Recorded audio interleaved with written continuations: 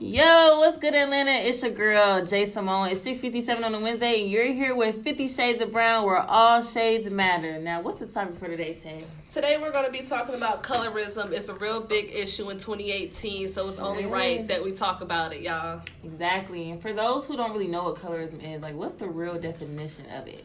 I mean, colorism is oppression, but thanks to my good friend Oxford Dictionary. They always look out, don't they? You know. They define it as prejudice or discrimination against individuals with a dark skin tone, typically among people of the same ethnic or racial group. It's crazy because I actually saw the other day this episode on Wild 'N Out. Azalea Banks was on there. Did y'all see that? Yeah. That was so funny.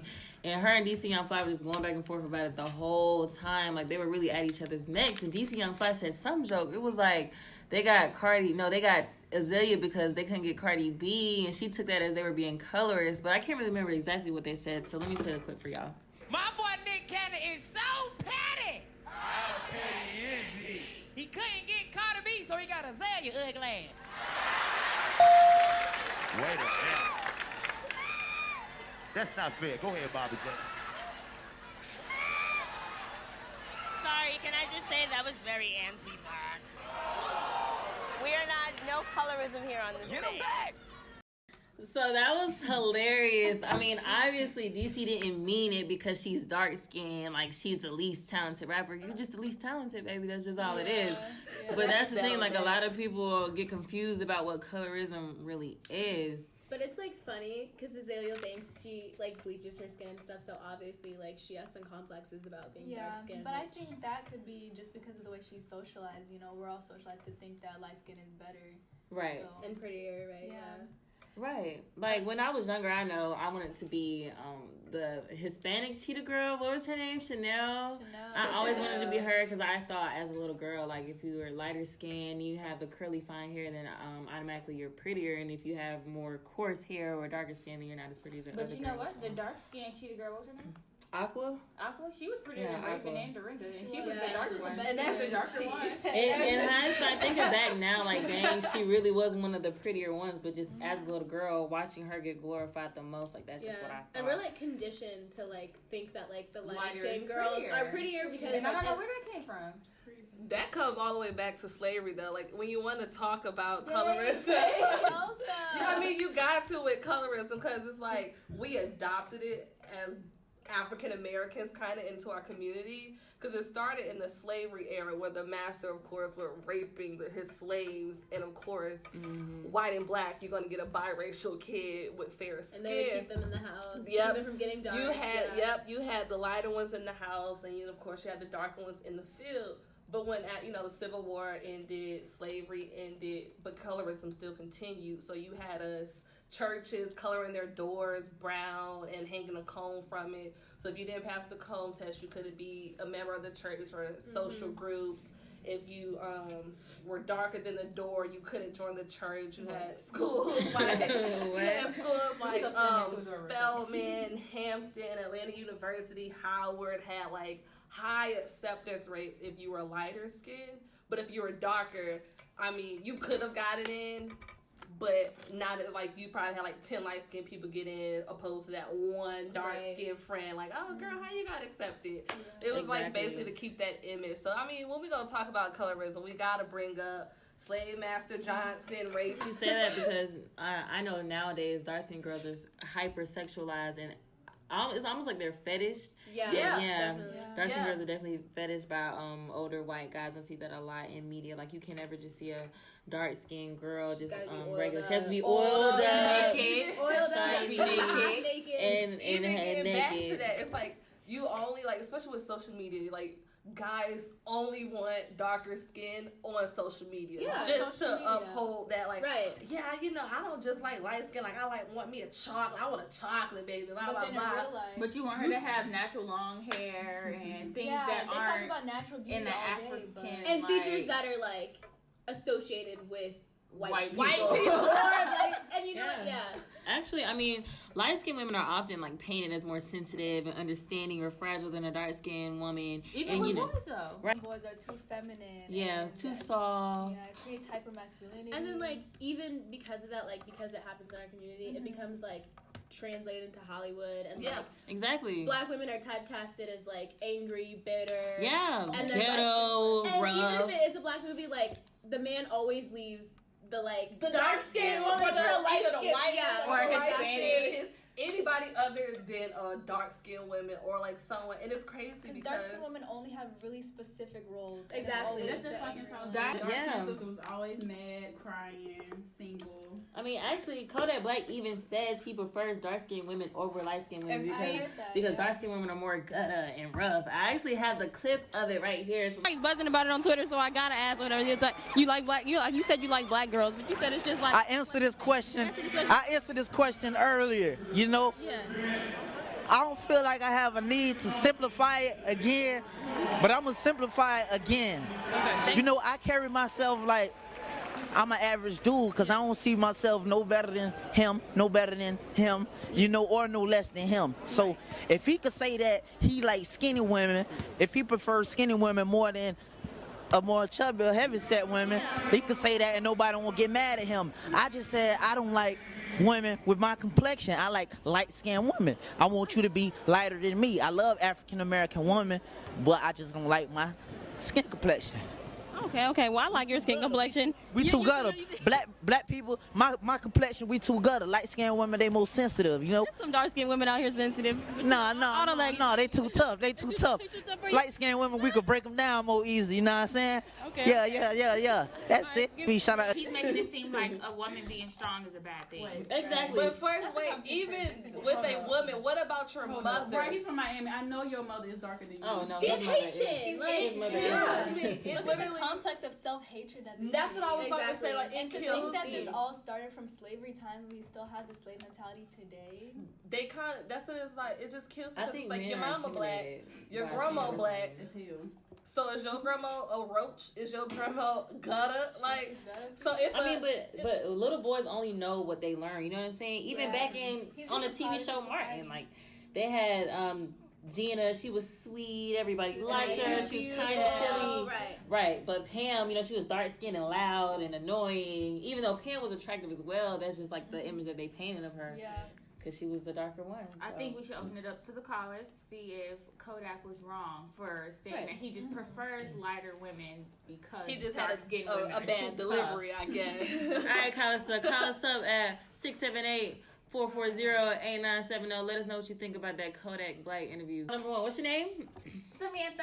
Samantha, how do you feel about Kodak Black's interview? Personally, I'm white, but I like me some dark skinned men. Okay, there you go. I love me some dark skins, and I understand where he's coming from. Where you from, Samantha? I'm from Tennessee. Okay. And I really like dark skinned men, and I feel like they stronger than these light skinned soft men out here. Ain't no white man about to protect me.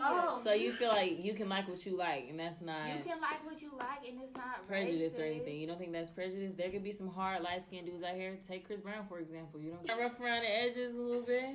Yeah. Brown. I think it was back to like sexualizing black men again. All right, thank you, Samantha. I was done.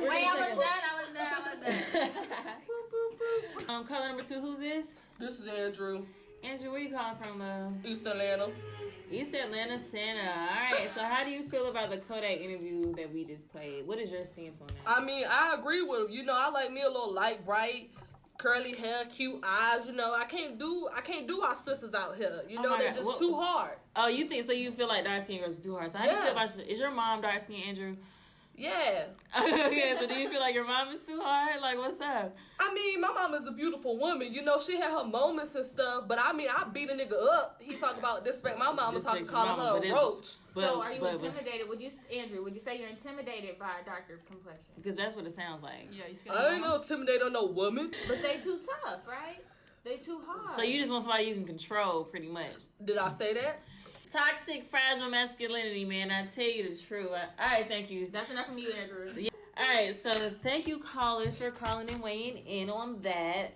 I mean, but I know we see a lot of that just like in Hollywood and in music. Like, light-skinned girls often get like more roles in Hollywood films. I know Zendaya, she said something about she's always being casted for roles that should clearly be played by dark-skinned women. But I mean, she feels like, you know, she'll take them anyway because at least black girls have a role in general. But I mean, I just feel like you know, if the role isn't meant for that girl, then don't give it to her just because that's what you think beautiful is. Like, give the role to somebody who rightfully deserves it. Like, I'm really proud of what they did with Black Panther.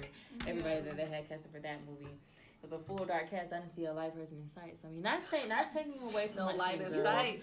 Not taking away from light skinned girls at all. I just feel like that shouldn't be like the forefront of what beauty is. All shades of black is beautiful to me. So. But you know what? I was walking around outside the other day, and I walked past Grove Elementary, and it was these kids like around in a circle, like saying this weird children's rhyme, and I'm like, oh my God, you gotta let us hear. What was the nursery rhyme? It was like, I don't really remember, but it was like, if you're black, stay back. If you're brown, stick around. If you're yellow, you're mellow. If you're white, you're all right. And these little kids had me looking at them like, who raised you? And who taught you that? See, that's the thing. These kids are learning this in the media, just watching it on TV. And it's like, if that's what you see on TV, then it's obviously okay, right? Or at least that's what we think as kids. It's not, we can't really blame, we could blame social media too, but it's like, again, like, we adopted it into our families. Right. Because with me, I'm from Louisiana, so we're Creole, you know, you're light. I'm the darkest one out the bunch on my mom's side. Like, I was literally, mom pushed me out, and my grandmother was like, wow, this is a black baby.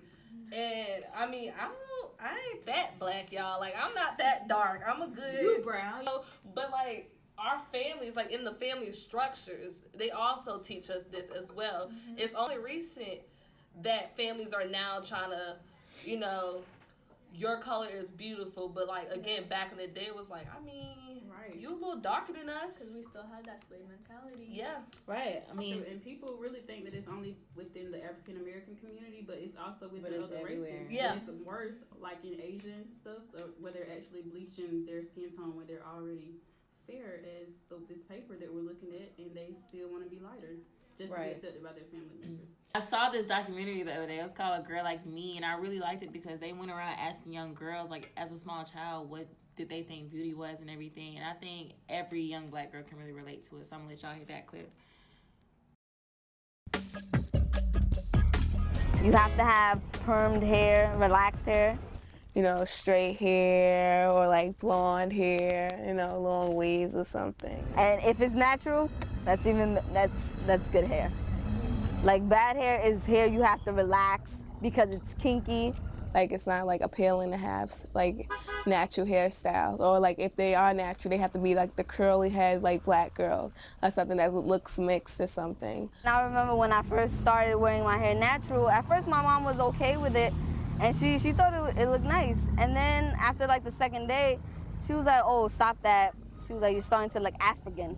I was like, well, I am African, and that really pissed me off. There are standards that are imposed upon us, like, you know, you're prettier if you're light-skinned. I knew people in the past that just wanted to be light-skinned, not for any particular reason, you know, because they love themselves. I mean, they love themselves except for, you know, the color of their skin. Like, my siblings are all lighter than me, and my mom, she's dark-skinned, but she's lighter than me. So, like, I noticed, and I was like, hey, how come I'm the darkest? And, you know, everybody else is so light, and I don't know. Since I was younger, I also considered being lighter as a form of beauty, or, you know, beautiful than being dark-skinned. So I used to think of myself as being ugly because I was dark-skinned. I knew people who actually went out there and got, you know, bleaching cream and everything. They actually laid in the tub, poured capfuls of bleach into it just so they could see if their skin would get lighter. But yeah, my aunt that lives in Honduras, she basically started using skin bleaching cream when she was about 25, and she started her oldest daughter on it when she was about 11, and then she has an even younger daughter that was about 6 when she started using the skin bleaching cream on her. We really forget that we are still black girls at the end of the day. Like, what does too African mean?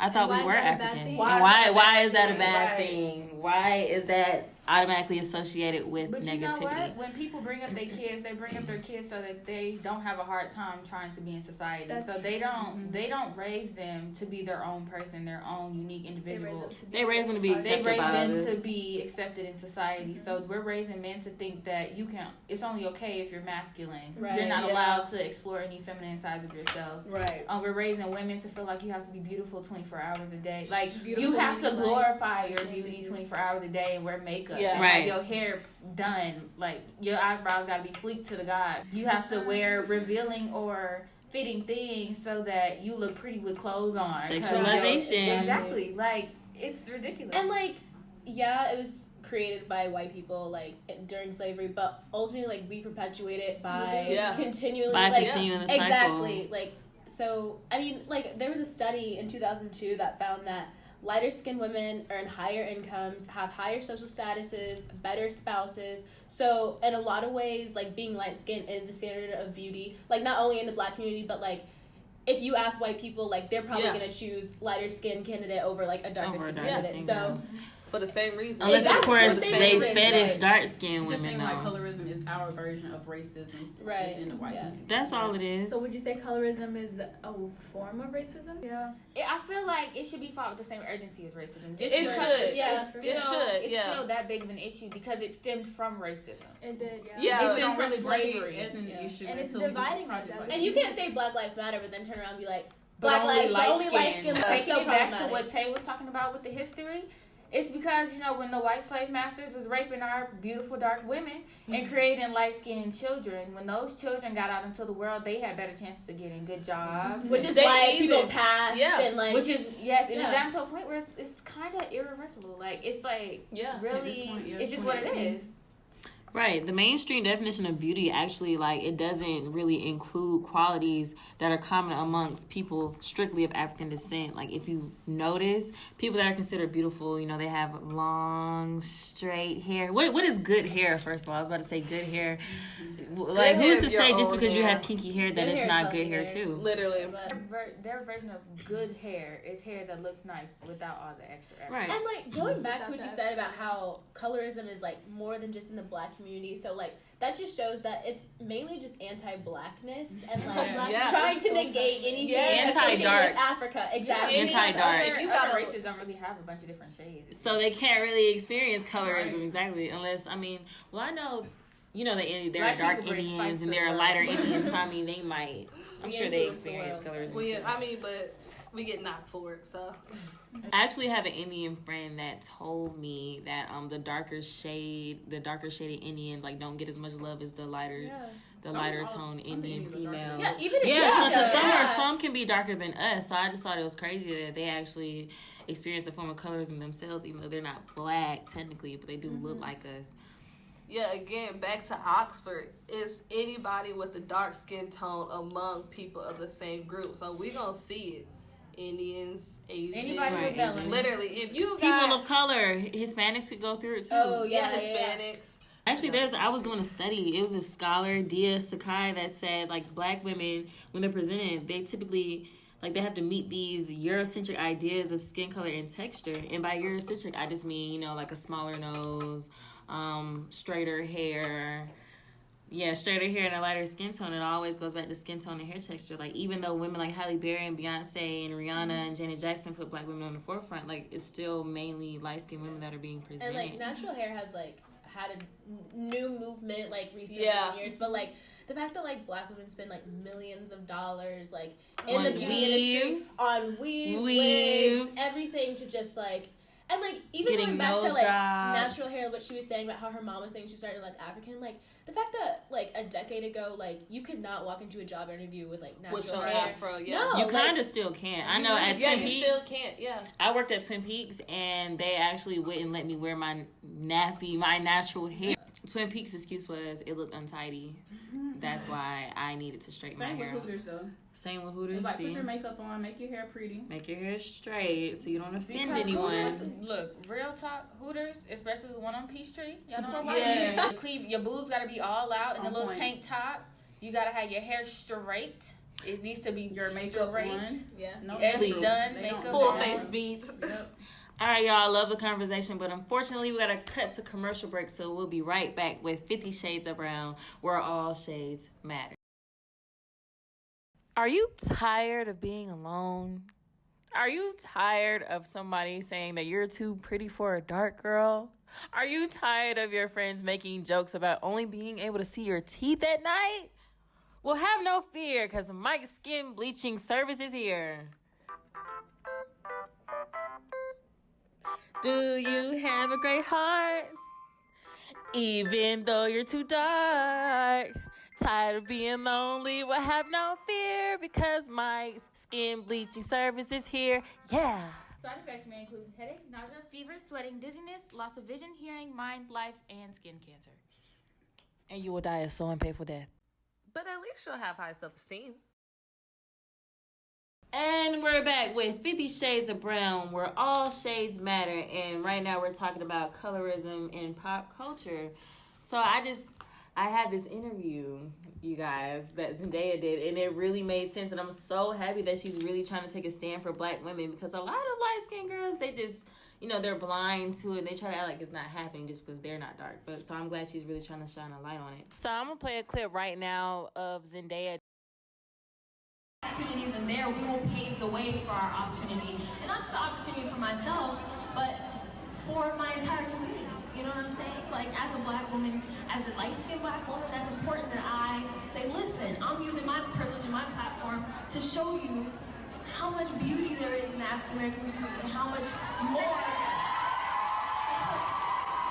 Because, I always find it weird that Hollywood, I wish you guys could be in these meetings, but Hollywood, Hollywood's, I guess you could say, acceptable version of a black girl, and that has to change. You know what I mean? Like, we're vastly too beautiful and too interesting for me to just be the only representation of that. Woo! Zendaya preached. But I really admire Zendaya. That was probably like one of the most intelligent thing that I've ever heard a young actress say, celebrity. Right? Yeah.